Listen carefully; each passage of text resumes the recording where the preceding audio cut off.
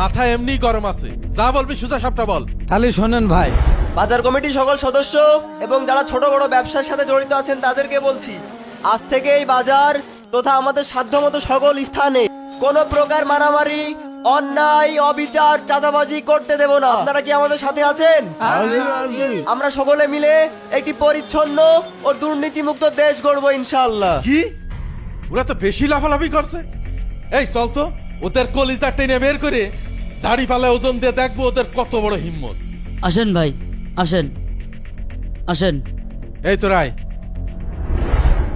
এই তোরা নাকি বাজারে নতুন নিয়ম চালু করেছিস?